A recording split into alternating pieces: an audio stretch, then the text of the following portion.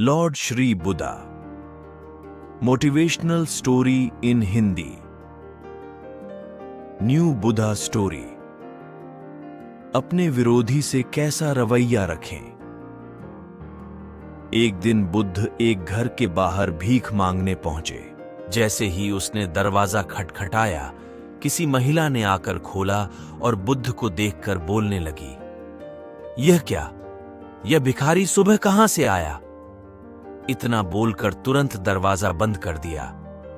और उस महिला का एक पड़ोसी दूर से इस तमाशे को देख रहा था। वह भी बुद्ध का विरोधी था।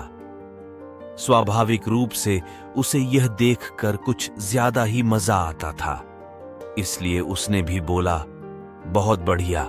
अगले दिन बुद्ध ने फिर उसी दरवाजे पर दस्तक दी। इस बार बुद्ध को देखकर महिला फिर से गुस्सा हो गई और बुद्ध पर कचरा फेंक दिया।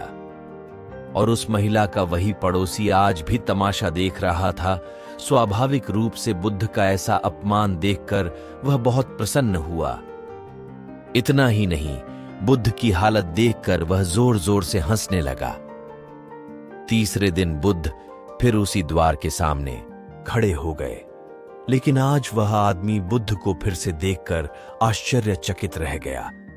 इससे पहले कि बुद्ध दरवाजा खटखटाए, उन्होंने बुद्ध को रोका और कहा, मैं एक ब्राह्मण हूं और मुझे हिंदू धर्म ग्रंथों के खिलाफ आपका बोलना बिल्कुल भी पसंद नहीं है, इसलिए मैं आपका कट्टर विरोधी हूं।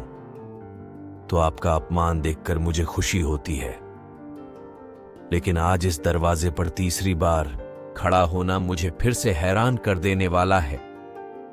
मैं आपसे पूछना चाहता हूं कि आप आज फिर यहां भीख मांगने क्यों आए, जबकि यह महिला 2 दिनों से आपका अपमान कर रही है। बुद्ध ने मुस्कुराते हुए कहा, यह आश्चर्य करने की बात नहीं है। आप चकित हैं, क्योंकि आपको मानव मनोविज्ञान का कोई अनुभव नहीं है। किसी का अपमान करना या किसी पर कूड़ा फेंकना भी कुछ देना होता है। हर अपाकर्षण आकर्षण का ही एक रूप है। कल अगर किसी इंसान कचरा दिया होगा तो एक दिन वह खाना भी देगा। हालांकि वह व्यक्ति बुद्ध की इस बात से संतुष्ट नहीं था, फिर भी उसने मौन रहना जरूरी समझा। शायद वह यह सोच रहा होगा कि दरवाजा खटखटाओ, फिर देखते हैं। बुद्ध ने फिर से दरवाजा खटखटाया। संयोग से उसी स्त्री ने आज फिर दरवाजा खोला और आज तो बुद्ध के सामने उसका क्रोध 7वें आसमान पर पहुंच गया और सही में उसे मारने के लिए हाथ में झाड़ू ले लिया। उन्होंने झाड़ू उठाया तो जरूर, लेकिन बुद्ध के शांत चेहरे पर रही मुस्कान देखकर दूरी बनाए रखी। वह चाहकर भी बुद्ध पर वार नहीं कर सकी। वह बुद्ध के चेहरे पर रही शुद्ध मुस्कान से इतनी प्रभावित हो गई कि उसने झाड़ू फेंक दी और तुरंत अंदर भाग गई और बुद्ध को देने के लिए रोटी ले आई। बुद्ध ने उस महिला को ऐसे धन्यवाद दिया कि वह महिला बुद्ध के चरणों में गिर गई और माफी मांगने के साथ रो पड़ी। बुद्ध ने किसी तरह समझाकर उन्हें शांत किया, लेकिन दूसरी ओर तमाशा देख रहे पड़ोसी को यह सब देखकर बुद्ध से लगाव हो गया। वह भी दौड़ता हुआ आया और बुद्ध के चरणों में गिर पड़ा और उनसे दीक्षा की मांग करने लगा। बुद्ध हंसे और बोले, मैंने कभी किसी घर से इतनी बड़ी भीख नहीं मांगी। फिर भी आज भोजन के साथ साथ एक शिष्य भी मिल गया।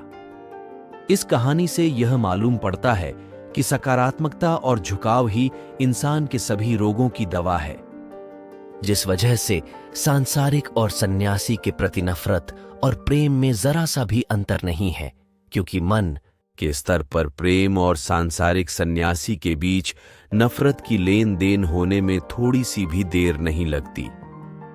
मन तभी शांत और स्थिर रह पाता है जब वह सभी तरह के लेन देन से ऊपर उठ जाए। इसलिए मिटा दें नफरत के बीज। बस दिल में सिर्फ माफ करने और प्रेम से भरी भावना रखें। आप हमेशा सुखी जीवन बिताएंगे। आपको हमारी यह कहानी कैसी लगी, हमें कमेंट करके जरूर बताएं और ऐसे ही मोटिवेशनल वीडियो और स्टोरी सुनने के लिए हमारे चैनल को सब्सक्राइब करना ना भूले।